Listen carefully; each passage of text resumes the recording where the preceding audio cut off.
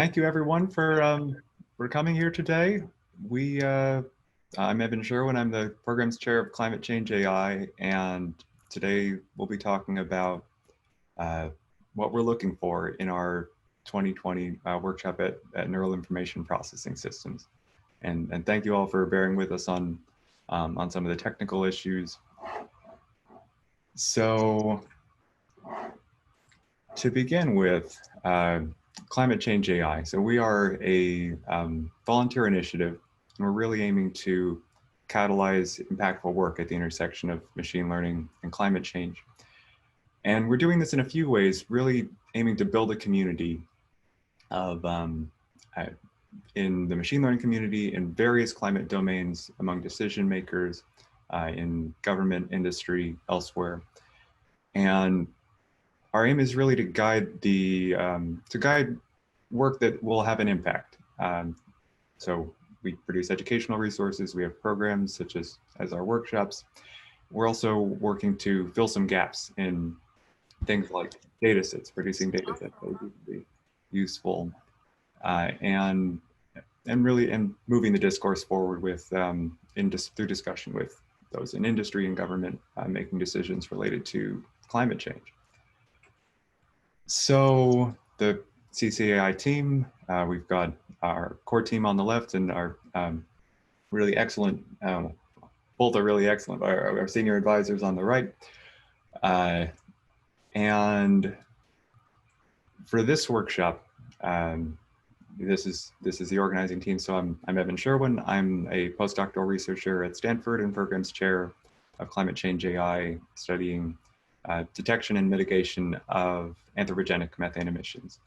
And today we are joined by my fantastic co-host, David Dow. I'm David. I'm a PhD student at ETH Zurich, and I work on forest monitoring. And we've also got Yumna Yusuf on the call. Hi, I'm Yumna, and I work for UK government on climate negotiations and COP26. In addition, Lauren.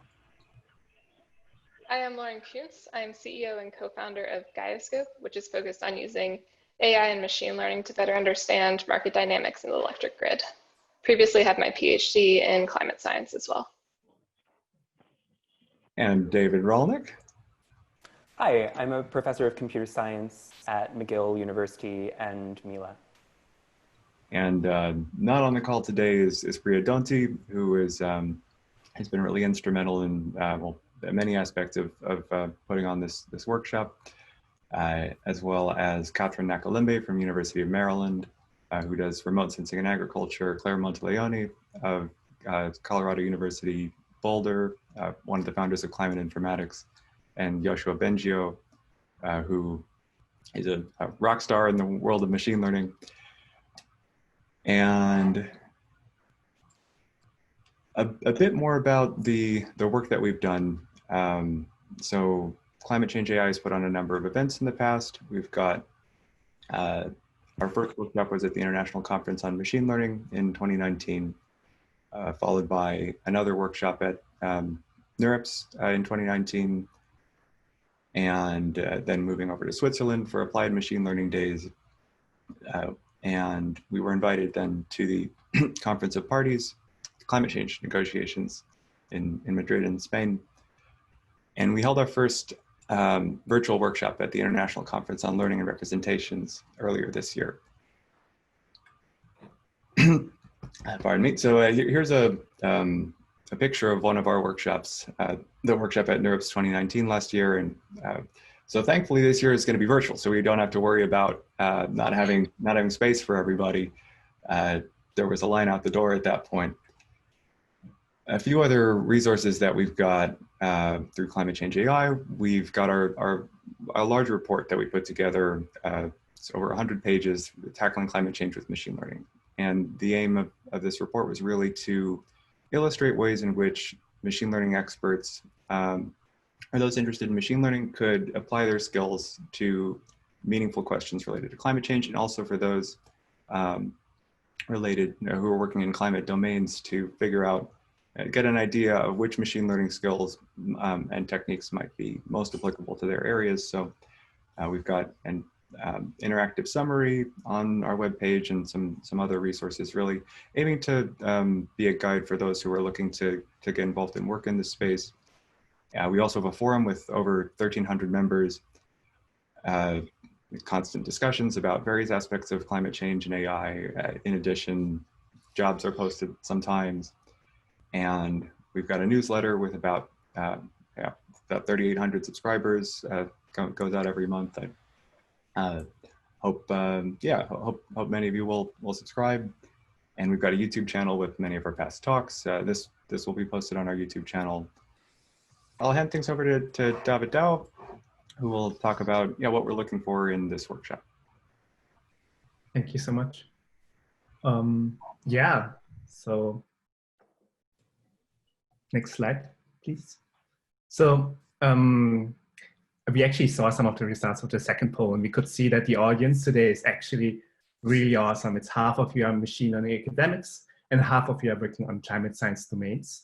So that is really exciting. So for those people who are coming from the climate science domains, please don't leave because you hear machining. Please stay because you are like amazing, and we want to really quickly tell you about what NeurIPS actually is.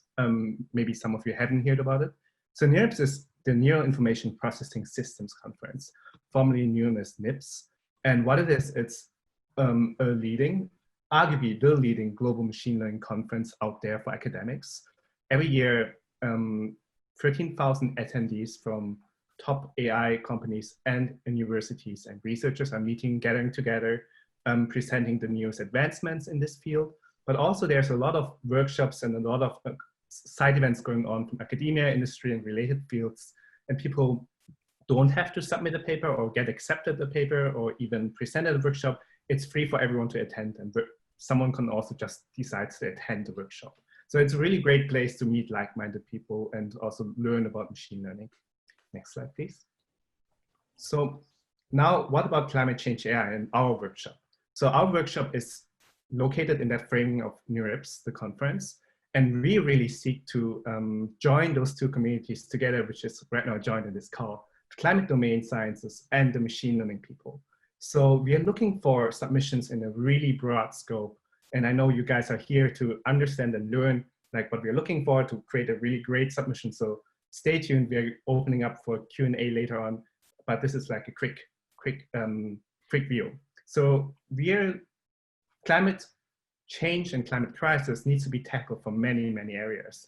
And we have a broad scope defined also when you're submitting your paper and proposal as agricultural improvements, behavioral social sciences, important climate justice issues, industry policies, and so on. So if you're working in any of these fields, we really welcome you to think about submitting in our workshop. Next, please. So how would my submission look like? We're looking for, it doesn't have to be a finished paper, it could be a paper which is right now ongoing, and we're really looking for like 3 to 4 pages submission. Appendices are allowed, so if you have like any cool figures which doesn't fit in that page limit, you can put it in. But the paper by itself should really stand alone and should really like be a very comprehensive version of a clear version of what you want to convey. So we really look for some things which are clearly explained and why that would matter in trying to tackle the climate crisis, right? Because we are such an interdisciplinary audience, it would be great to avoid the jargon. So like if you're coming from climate science or machine learning, we have all our jargon words. And so if you can try to formulate anything very simply, that's a bonus point. Please also explain when you're working on your submission, why machine learning would be justified in that area. In many cases, that's not very obvious, and it would be great to have that. So we have a list, because as Evan said, we held many of our workshops already before. So we have a list of existing and accepted papers. Some of them also we curate best papers and best proposal papers later on about this. You can have a look at the example papers that guides you to creating your own draft and submission. So submissions are due to October 6th, and they are via the Microsoft CMT platform. Next, please. As I told you, we really have a, So we're climate change AI, but for us, machine learning is not a silver bullet. So if you design your paper, keep in mind that machine learning is relevant, but collaboration is really key. So we want to understand how you target meaningful problems. We really want to avoid oversimplifications, overcomplications, and also recognize the potential risk machine learning has maybe in that field. So it should all guide really deployment to effectively tackling things on field. So if you're, for example, machine learning researcher, a roadmap would be to learn and identify the skills you have and which might be useful for the climate domain. Collaborate with people outside your domain. So this would be, I mean, this is one of the cool things about an interdisciplinary workshop, right? To work with people outside of your domain. So please find collaborators if you can, researchers, entrepreneurs, established companies, and listen to what they say, what they need, and then deploy your solution to a path for impactfully tackling the crisis. Next, please. So what would be like a pathway to impact? So what we understand in a pathway to impact, how would you illustrate that in the paper and proposal would be to really explain in which way so your results could really address climate change. So it would be really, really great to illustrate the link. I know when you're working on theoretical work, that might be a little bit off from deployment, but even theoretical work is totally fine if the multi-step link is fine and clear in advancement. We really want to consider relevant stakeholders. So if you write the paper, we really want to see, have you thought about your stakeholders? Have you thought about the actions you're ultimately trying to influence them and what insights they would find valuable where your research basically puts in, right? And then of course, every paper proposal would be great and strong with outline key metrics. So if you can explain your metrics and also try to convey like what are the things you're comparing with, that will be really, really cool. And as usual, be very clear and concise. And yeah, that's it. Next slide. So we have two submission types. A paper proposal, paper proposal, got too excited about it. Paper proposal track and a paper track and a proposal track. So the paper track is, it doesn't have to be a fully finished paper, but if you have like already something in progress where maybe the technology is already deployed and you have results, we really warmly invite you to submit this as a research paper in our workshop track. The machine learning really doesn't need to be fancy at all, but it should be like understandably like identified why we use machine learning here, right? So, or if you even have a really awesome data set, for example, that you want to publish, that would also be the area where you would submit your paper. So keep in mind, workshops are not archival. So in case you want to continue working on that paper and submit it as an official journal or conference, you can do that. The other part, which is a great way to discuss novel ideas and put detailed plan for future work, is the proposal track. So if you have a cool idea, like a high standard overview of the problem and maybe like a really cool approach to tackle that, we invite you to submit it to the proposal track. Please explain why solving your problem would matter and how you plan to solve it. Next, please. So why should you apply? I mean, obviously, it is a really urgent problem. And machine learning is definitely one of the tools that can leverage and accelerate solutions out there for policymakers and for many, many people more. So we really, if you're a researcher and practitioner using machine learning to try to address the climate mitigation, adaptation, and climate science problems, you should apply. We hope that we gather a huge community out of machine learning people and non-machine learning domains, such that a collaboration and interdisciplinary discussion can evolve out of that. So, and of course, if you're an academic or practitioner, industry and government, you're more than welcome to attend, to join, to submit your ideas. We hope that this virtual format makes really like global participation easier for everyone.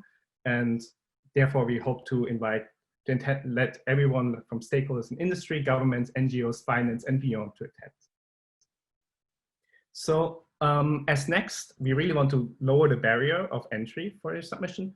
And Yumna is going to talk about the mentorship program, which we set up for this workshop. Thanks, David.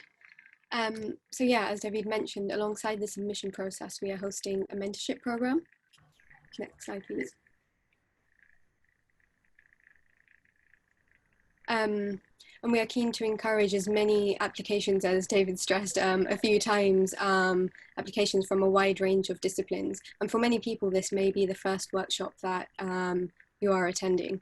There will be applicants who don't necessarily have a machine learning background and therefore have limited experience of submitting to machine learning venues. And at the same time, there will be a number of applicants with machine learning expertise who may be looking for domain guidance.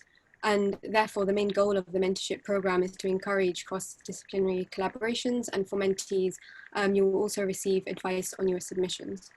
The mentorship program is open for everyone who's considering putting forward an application. You are strongly encouraged to apply. As the previous slide mentioned, sorry, all of us benefit from mentorship in many ways, so we definitely do recommend you apply. For mentors, there are a few requirements, so we'd be keen for advanced PhD students or higher from any field. For private or public sector non-profits, having several years of experience would be beneficial.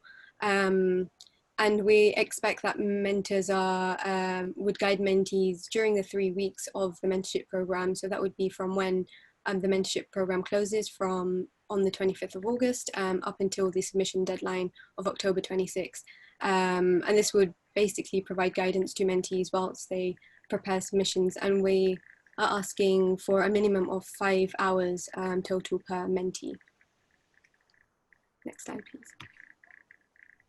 We've put together a short walkthrough tutorial on how to apply for the mentorship program. Hopefully this should clarify any of the questions that you have when you get around to applying.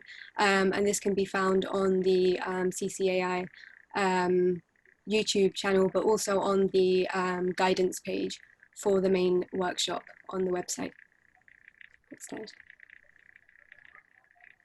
So this is just a visual representation of the timeline. So you can see that the mentorship program is open from now until the 25th of August. And the mentoring program, as I mentioned, would run from the 25th of August to the 6th of October in line with the submission program. We are hoping you'll be matched with your mentor within a few days of applying and within the application deadline, sorry.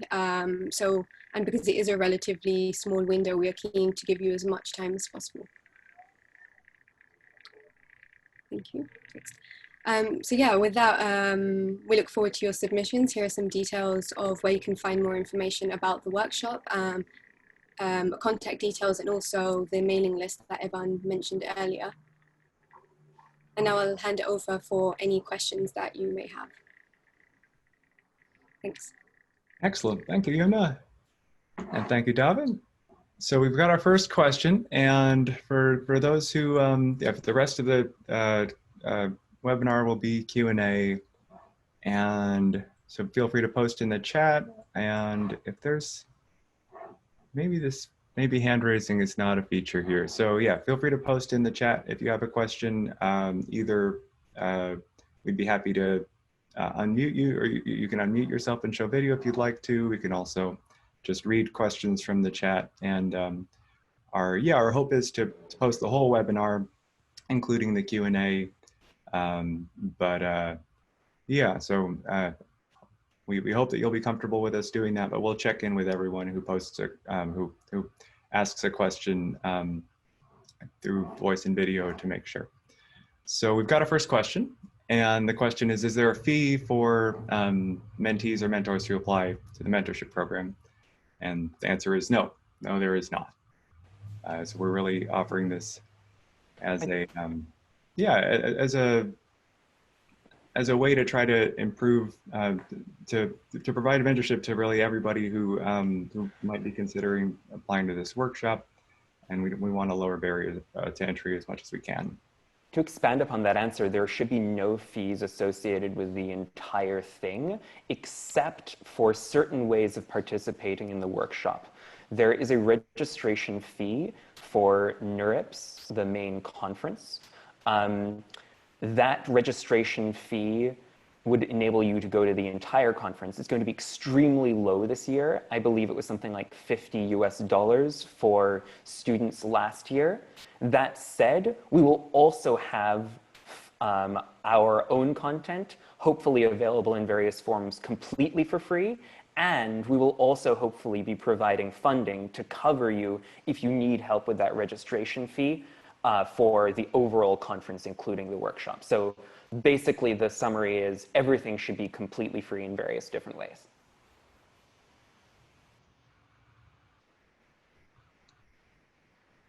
All right, a couple more questions coming in. Ooh, wow. Okay, well, let's start delegating. So I'll take the next two. David, can you take the one that begins, how do the NeurIPS competition tracks fit in? And David R., can you take the one starting, I'm considering composing? Sure.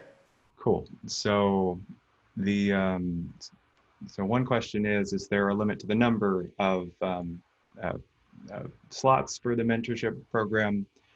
And the short answer is if we can get enough mentor and mentee matches, then the program won't have a limit on capacity. If we're limited, if we don't have enough mentors for mentees, then we might have to make some decisions about who gets to be a mentee. If we have more mentors than mentees, that's a good problem to have. And but that feeds into the second question of what are we looking for in a successful mentee application? So our goal of this mentorship program really is for those who are thinking about submitting to the workshop, who have a project or an idea, or maybe even just a giant data set, trying to figure out, it seems like machine learning might be useful, trying to figure out what to do with it, to submit a reasonably fleshed out idea for either a paper or a proposal, and then get feedback on that so that it's stronger when they submit on October 6th. So it's about a month, a little over a month program. It's of course we hope that the mentor and mentee will stay in touch afterward, but it's not sort of an open-ended thing. So essentially, successful applications, if we have to make decisions about about the number who will be in the mentorship program, it'll basically be the quality of the submission. Is this something that looks like it could turn into, or maybe even already is, something that we would consider for the workshop? And David? So the next question is, how do the NeurIPS competition track fit in here with the CCI workshop? So Anand is asking, specifically, do submissions or work in progress for a competition track listed on the NeurIPS website qualify submission for the CCI workshop? So in general, they're separate. So the workshop is the workshop and the competition track is the competition track, but please jump in, the other organizers. But as far as I know, if you have like a compelling use case on your algorithm, you want to, you think this, again, like clarify the stakeholder, clarify the impact you have, and also have like reliable results on the competition data set. We would consider that as a data set. If you, and then basically judge your paper and proposal on this. If you want to be considered for our workshop, you must submit via the CMT website. There is no other way to submit to the workshop. We do not look at submissions to other programs at NeurIPS, including the competition track. That said, there are dual submission policies where, in some cases, you can submit to something else, even at NeurIPS, and also submit to us. But you would have to check on the particular dual submission policy of the other place as well. With respect to the survey paper, in general, survey papers are not as much what we're looking for. However, if you were presenting a survey with a proposal for new extensions, the key part would be the new extensions, and that would work with the proposal track, yes.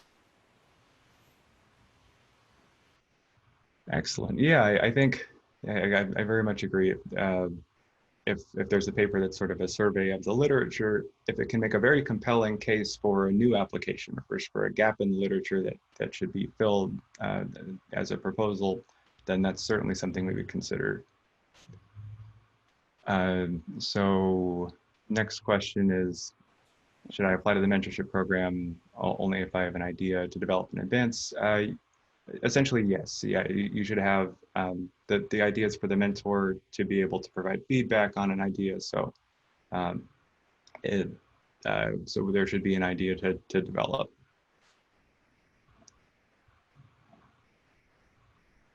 And on the question of digital acceptance, if there are we accepting papers that are not accepted as posters digitally?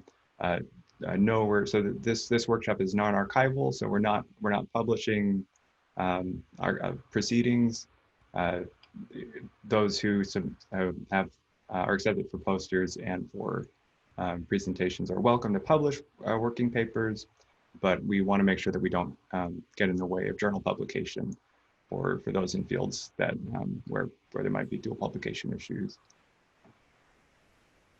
Can I jump into a previous question? Again, applying for the mentorship. If you want to develop a new idea, and it's like if it's somewhat fleshed out, you should definitely go for the mentorship program.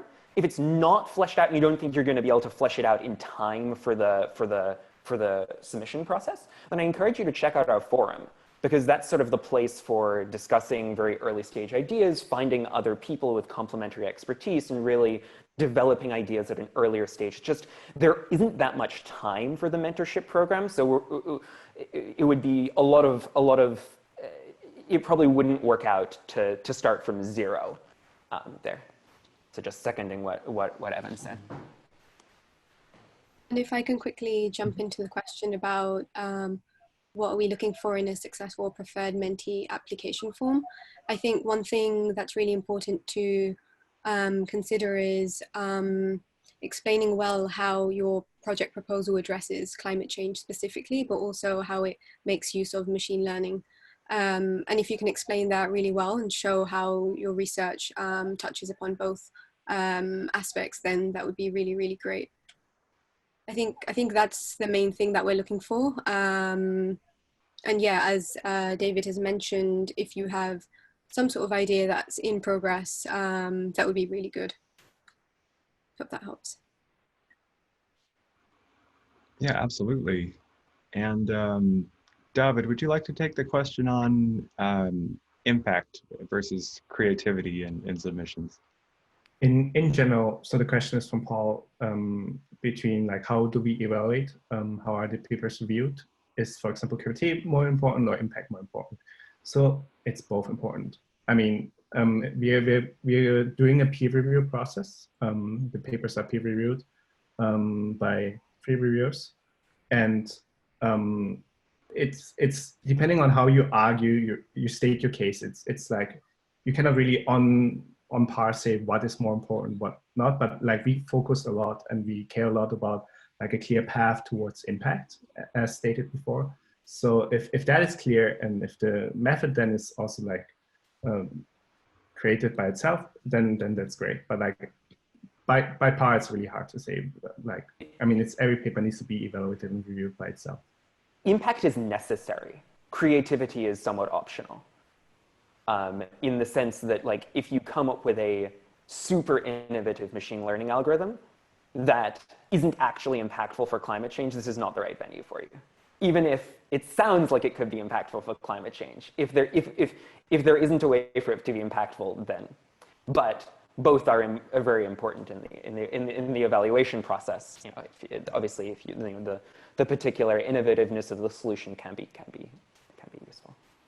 Yeah, and so I very much agree, and I think so. Certainly, something that's very creative, but potentially somewhat tangential to climate change, or wouldn't necessarily be an improvement, is not necessarily what we're looking for. But at the same time, to come up with an idea of a project or a proposal that would have climate impact beyond what's being done in the world right now, almost necessarily requires creativity. Yeah, exactly. The creativity doesn't have to be in the machine learning itself, right? You don't have to come up with a fancy GAN in order to be creative about your proposal or your paper.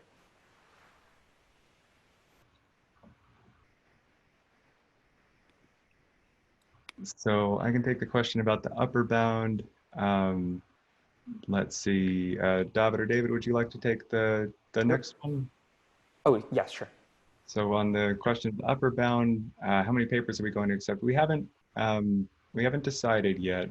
The virtual format does give us a little more flexibility. In past workshops, we generally, David, it's been what, in the ballpark of 50? Yeah, it's been around that, but we really don't know. It depends upon the quality of the submissions. There isn't a hard cap.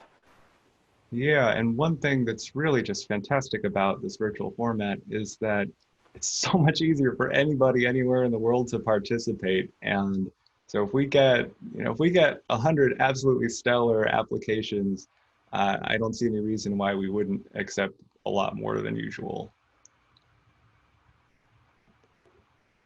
So then the next question is about machine learning and the complexity of the model. So how complex should the model be?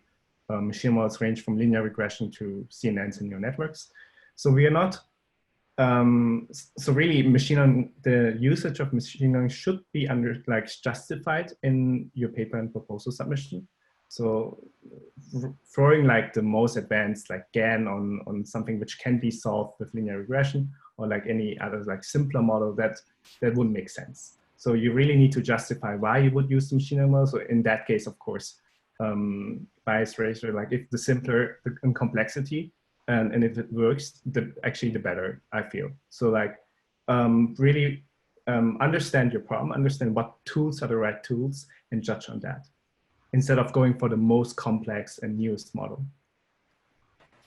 Totally seconded. And I would also say that part of what is machine learning is sort of the attitude you take to it. So there's performing a linear regression in a machine learning way, and there's performing a linear regression in a non-machine learning way. And if you're doing it in a way that basically demonstrates this is the right tool for the job, it's not just because this was what MATLAB suggested I do, then that could be fine.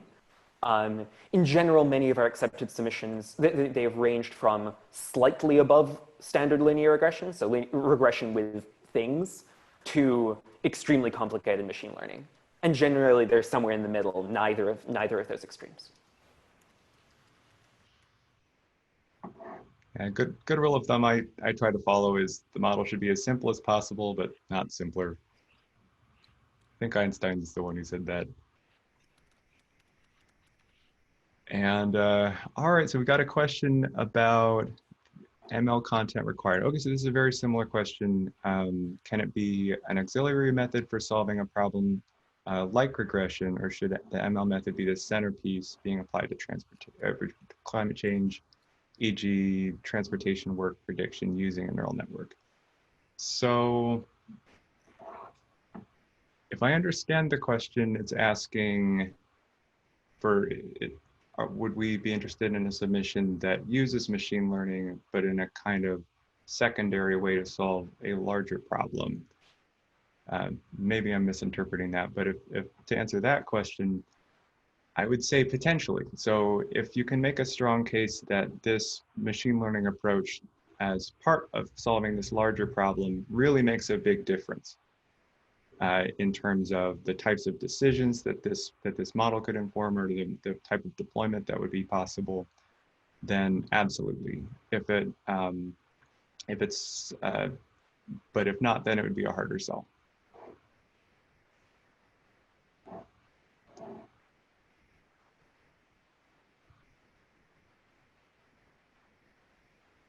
David, would you like to take the question on? Sure. So yeah. So again, to read the question, just to clarify, the digital acceptance is non-archival as well.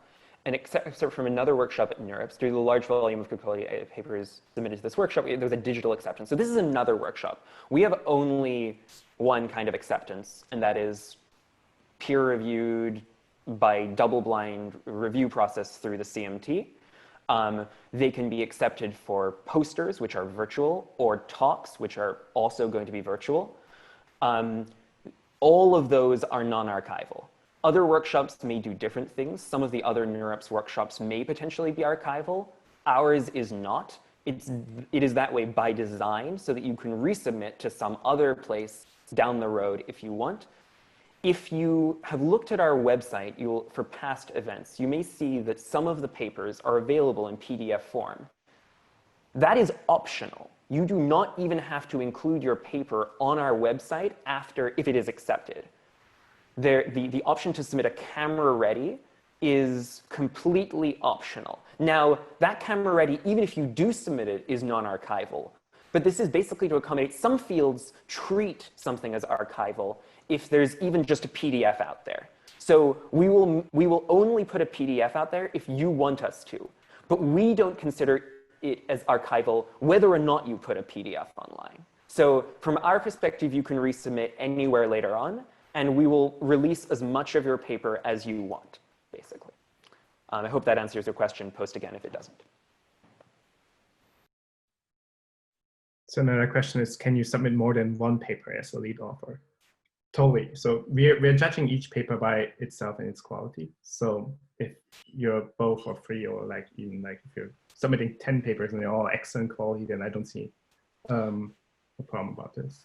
Do not submit the same thing as a paper and a proposal. We will notice that and we will judge you accordingly. Make a decision.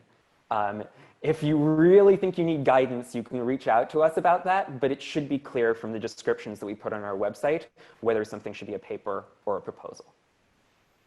And this would be you're trying to make that decision, the mentorship program would be a great place to talk about it.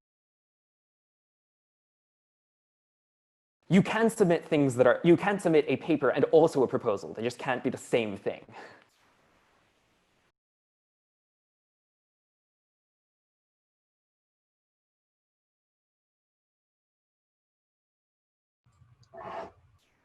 So we've got a question about how thoroughly the paper should cover data acquisition and collection, data cleaning, engineering, and are we judging the paper on based on resources in terms of time and compute required to approach the problem. So yeah, it's a 3 to 4 page submission, but with the potential for appendices. So the main points of what of the work, what was done, the main contributions should all be in those 3 to 4 pages. But if in order to understand the fundamentals or the nuances of some of the technical work, if that requires more, then it would be good to include some of those details. I don't think we're going to require. I mean, it's for some papers, including enough detail for a full replication is like 50 pages. I think it's for a workshop, it's okay if it doesn't go to that level, even if the ultimate work will require that. But I think it to the extent possible, would be good to talk about. I mean, certainly how the data were collected, because that really is critical for understanding what the data mean, and for as far as data cleaning and so forth, at least some discussion, especially if it has a big impact on the results. And in terms of talking about the resource intensity, I think that's an important thing to potentially touch on if it gets to depending on the application. So if it's a big model that takes a day on a giant cluster to run or longer, but then the results are out and those are the results and that's the paper and that's it.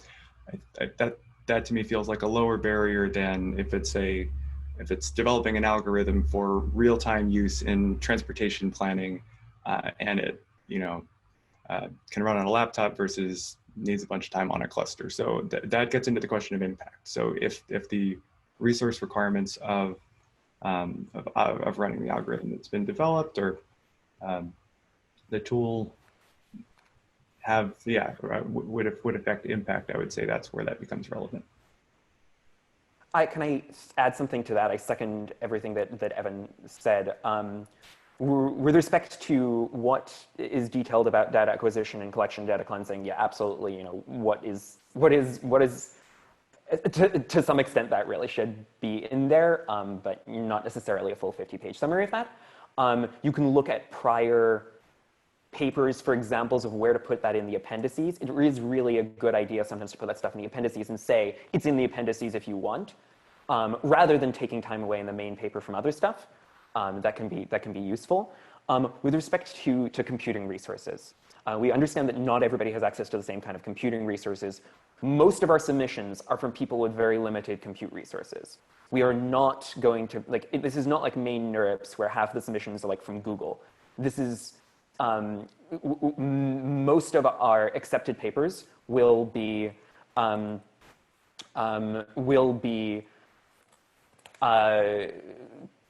not having that much compute. That said, there are ways to get compute, which we would encourage you to check out. Longer term, Microsoft AI for Earth offers grants if you submit an application to people working in this area, and they are very interested in hearing from people who are also interested in our workshops. So that, again, that's Microsoft AI for Earth. I'll be typing this into the chat. And in addition, check out Google Colab.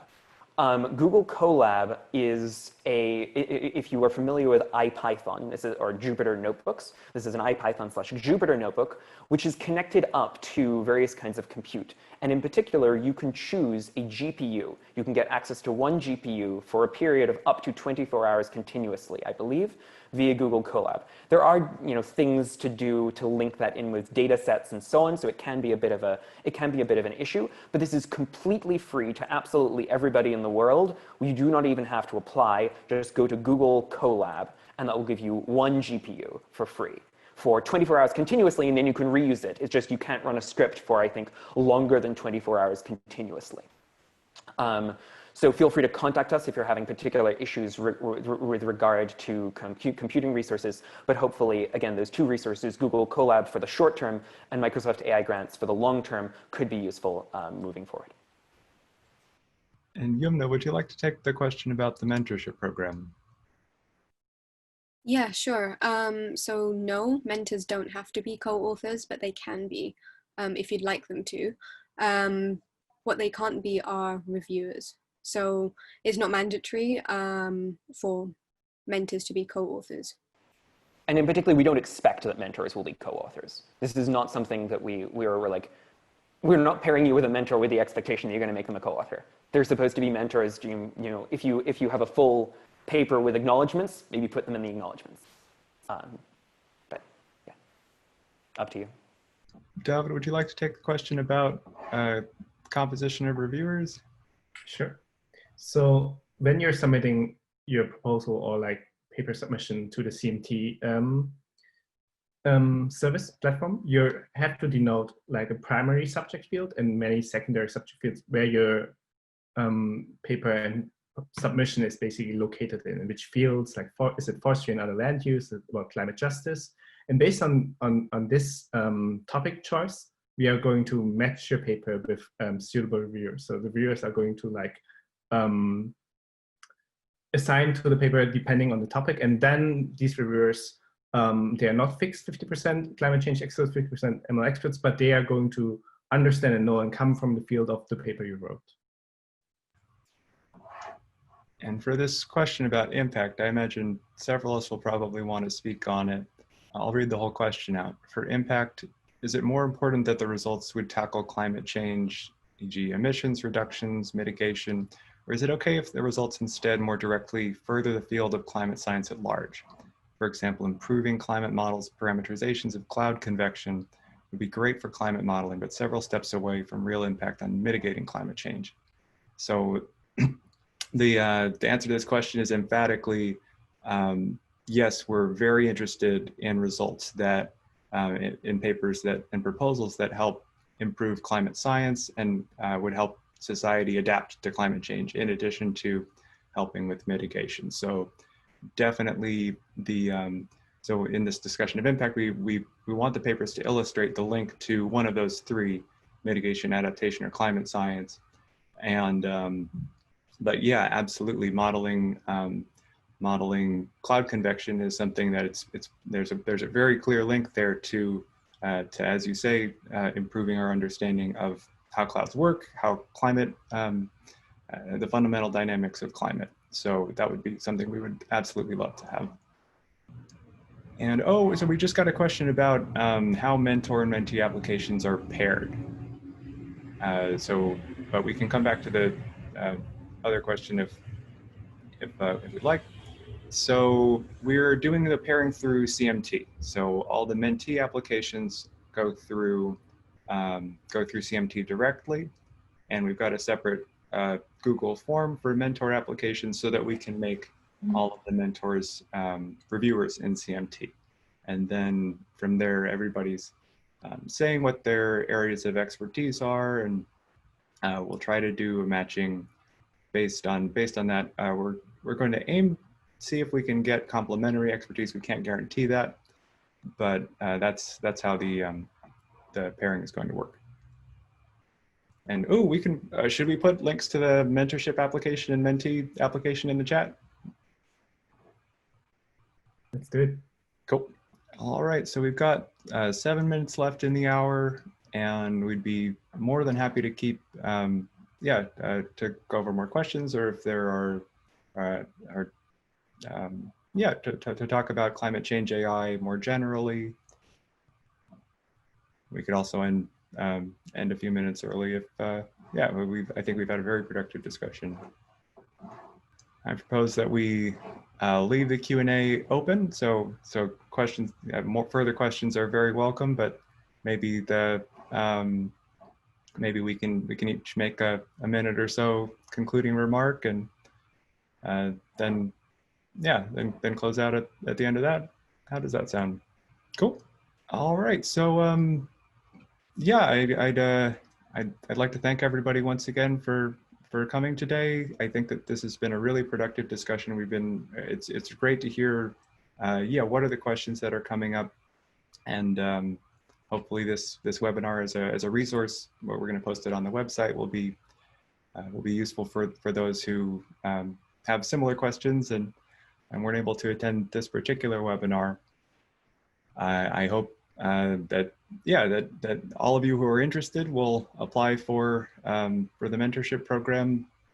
That's the deadline again is August 25th, so it's coming right up. That's part of why we had this webinar so soon after the announcement. We wanted to make sure that we had some explanations of what we were looking for, and had the webinar, or had the mentorship program deadline as early as we did, so that we'd have enough time for really proper mentorship.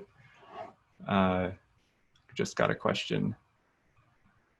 Oh yeah, this is a really important question. Can we talk about some topic areas that we'd like to encourage more submissions on based on past workshops? So there are a few, and I'll go back to this slide on the topic areas. It's slide number 10. Yeah. Good. So in this list, we've had, so one major area we'd really like to get more submissions in is behavioral and social science. We've had a bit so far, but this ultimately, addressing climate change means humans making decisions, and the better we can really integrate behavioral and social science into the work that we're doing, can both result in, we would be both interested in machine learning sort of directly applied to behavioral and social science, but also behavioral and social scientist feedback on work that a number of us are doing in many different domains, because sometimes we as engineers or computer scientists are working on a problem, and we think it's going to be used a certain way, and then when people who are not engineers or computer scientists see it, it looks like something completely different. Agriculture is another area where we would really like to expand. There's a huge amount in machine learning that can be done. Catherine Nakalembe, who's on our organizing committee, has done a lot on remote sensing in particular for agriculture, but there's a huge amount of potential there. And agriculture is a very large fraction of global greenhouse gas emissions. So that's one area. Buildings and cities, we've had some submissions from buildings and cities before, but it'd be good to get those. Climate justice, we just added as a topic area. And let's see, Davin and David, would you like to highlight some as well? Yeah, I totally second everything you said. Climate justice, personally, I like if you're, for example, working with indigenous knowledge, or if you're working with communities on site that are usually not part of traditional machine learning or decision systems, and you have like an approach on incorporating them, basically trying to involve that knowledge, we would really love to see your submission. So if you're thinking about in these realms, that will be great. I could add transportation is something that is really, really key, and we'd love to see more submissions in transportation. There's so many areas of application there, and adaptation in general. That's a huge area, obviously, but yeah, societal adaptation. Yumna, did you have anything that you would love to see here? I think I would second everything that has been mentioned, but in particular climate justice, societal adaptation, and disaster prediction management and relief, I think would be really interesting to see.